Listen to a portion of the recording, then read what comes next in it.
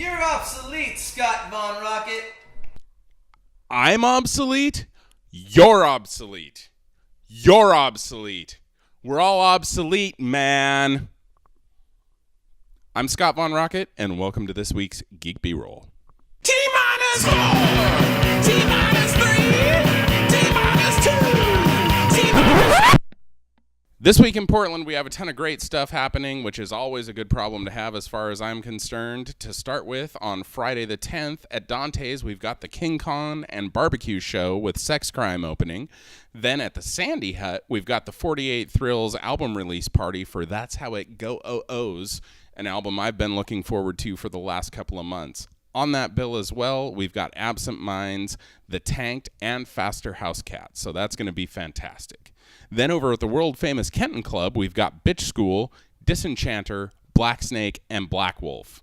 Saturday, I don't know how you're going to make a decision. Lucky for me, I don't have to. I'm going to be out of town in Seattle filling in on guitar for Thundering Asteroids at the Geek Girl conference up there, which I'm really looking forward to.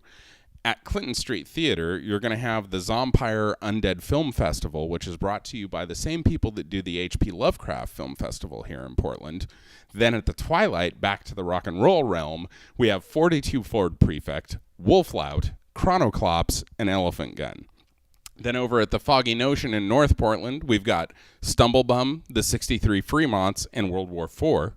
Then on Sunday at the East Portland Moose Lodge, we've got DOA Wrestling, Portland's Most Wanted. It's going to be a fantastic week, kids.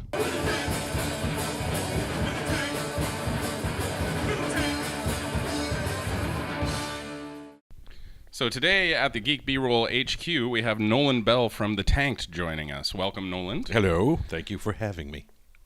Delighted. Excellent. Some people would potentially describe The Tanked as a concept band about drinking. Do you think that's a fair assessment, and how did that come to be? Absolutely fair. And as we played more, in this town, a lot of bands have drinking problems, obviously. That's what makes, musicians special.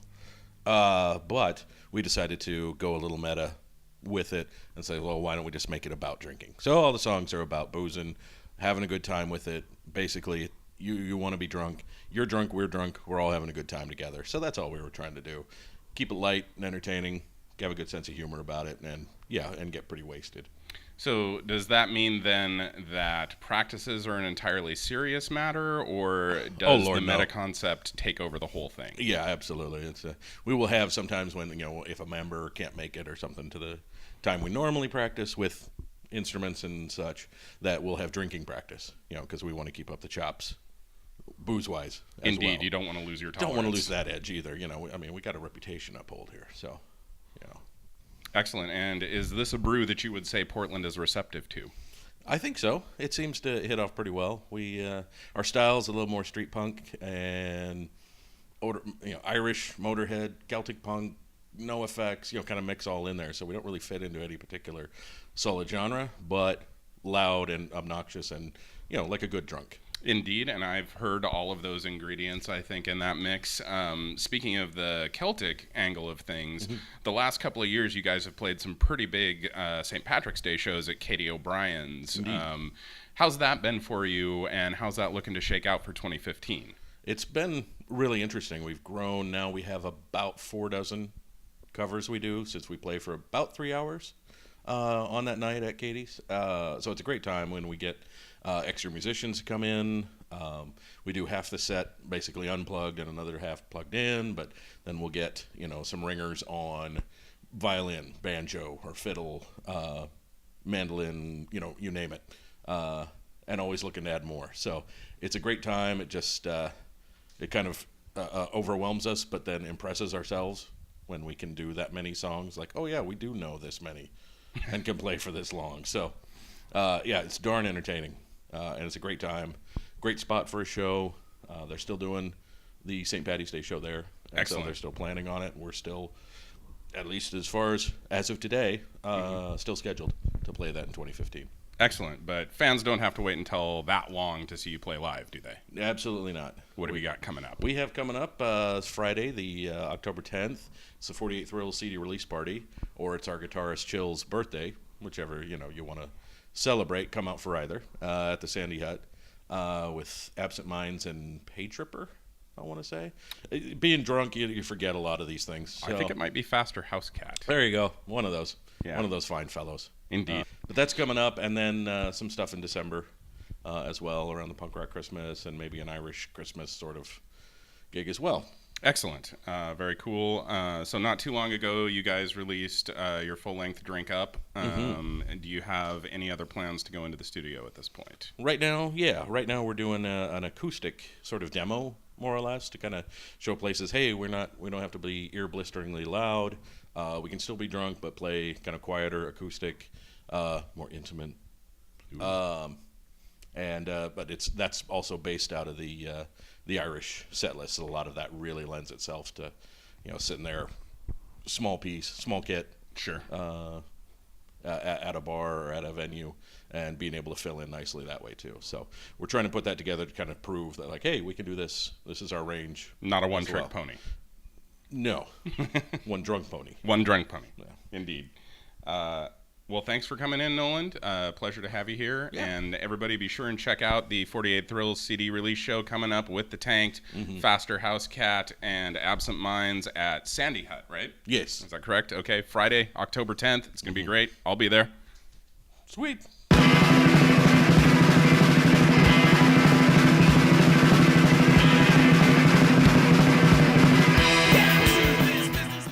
Guignol Fest is back this year for the 6th time, and here to tell us about it via remote is event organizer Dylan Hillerman. Welcome to Geek B-Roll, Dylan. What is Guignol Fest? What is Guignol Fest? Guignol Fest is a 3-day, 72-hour film contest wherein teams form and then they arrive at a bar. In this case, October 24th, the Red Flag on the corner of Flanders and 28th Northeast. Show up to Red Flag and they pull a subgenre of horror out of a jack-o'-lantern.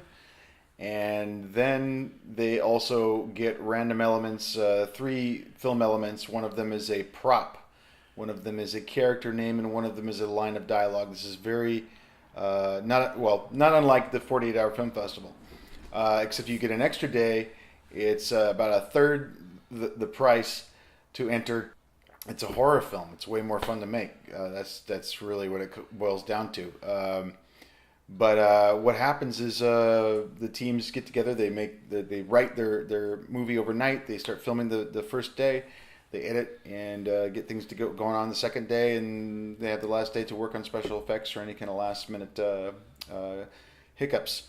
But that's pretty much it. And then we show it on Clinton Street Theater on November 2nd. And you get to see all kinds of amazing, original, creative works by a bunch of people who, have either worked together before or have never met each other. And they come off with an amazing movie that they get to watch over and over again. And I'm the curator. But hosting a 72-hour movie fest isn't all that you do. You just finished a run of a play you produced under the Guignol Fest banner. What was that, and how did it go?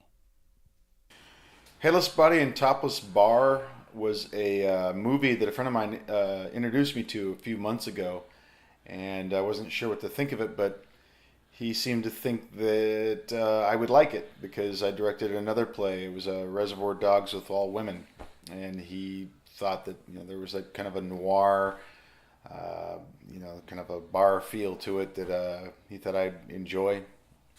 Being a former editor of Barfly, I suppose, and the more and more I watched it, the more and more I liked it. So I adapted it, and we had auditions, and the lead role dropped out, and then another lead role dropped out, and another actor dropped out, and I ended up having to cast myself as the lead. And we did it at the Tonic Lounge, and surprisingly, it worked. We had, I think, 6 nights, and 5 out of the 6 were sold out. Yeah, it's a story about a guy who comes out of prison and then he tries to hold up a bar to get some money. Ends up taking the place hostage for the rest of the night. And there's a lot of dialogue, a lot of talking. It was kind of a post-Pulp Fiction story when a lot of independent filmmakers in the 90s were trying to be Quentin Tarantino, except that it was overlooked, and I thought it was worth a second look. And we adapted it for Portland. But it's me as the lead role. It's a lot like me, except way more murdery.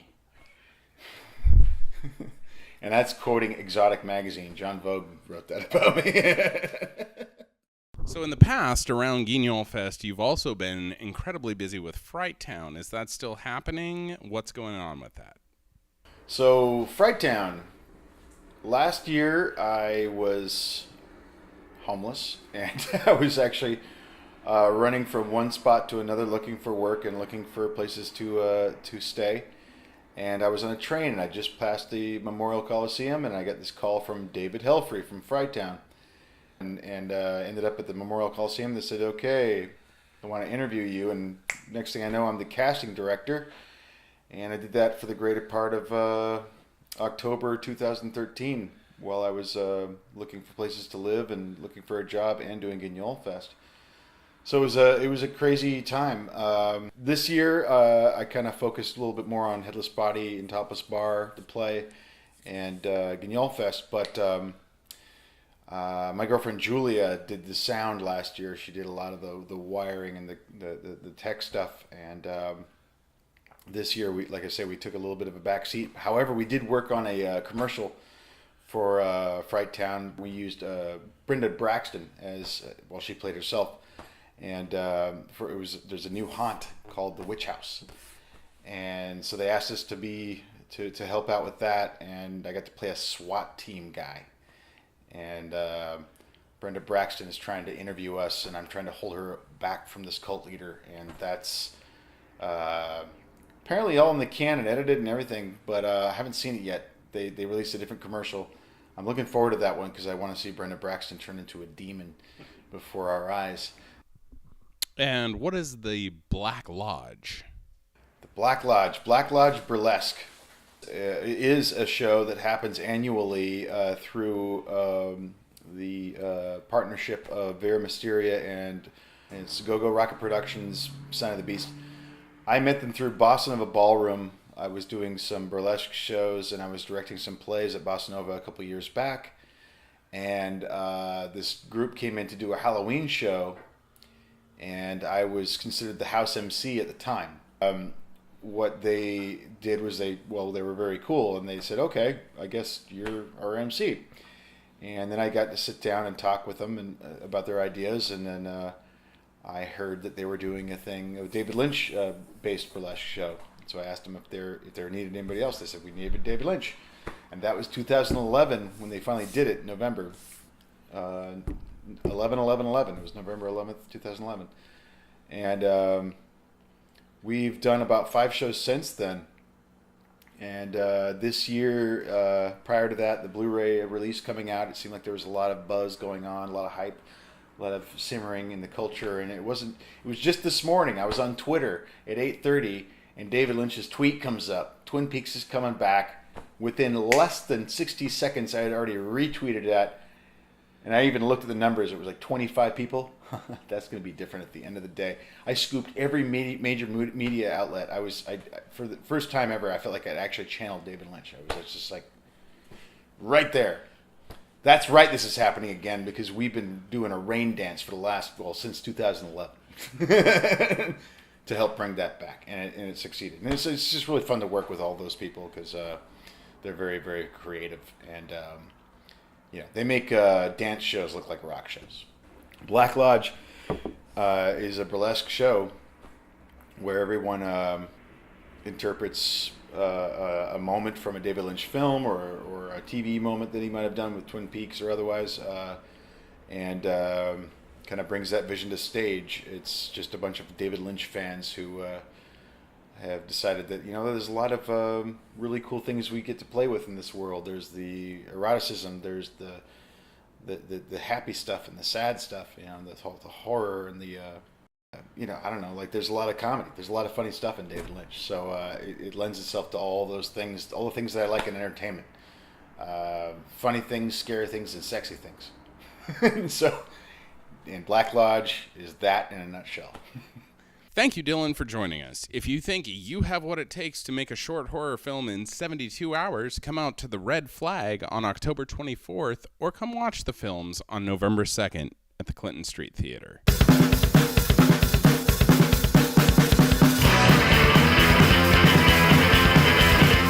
So there's a lot of stuff that we're excited about here at Geek B-Roll. Unfortunately, with the world that we live in, sometimes bad news happens too. So this is going to be a little in memoriam segment.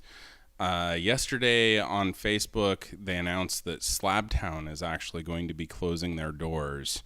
We're super bummed to hear about that. The shows that are happening right now are going to happen through November 1st with their Day of the Dead show, tribute to dead rock and rollers. And then we're going to lose another great venue that's been an important and vibrant part of the Portland scene for the last several years. Also, at the Sonics show at the Hawthorne Theater last night, the Sonics announced that we lost another Northwest rock and roll pioneer, Paul Revere of Paul Revere and the Raiders, sadly has passed.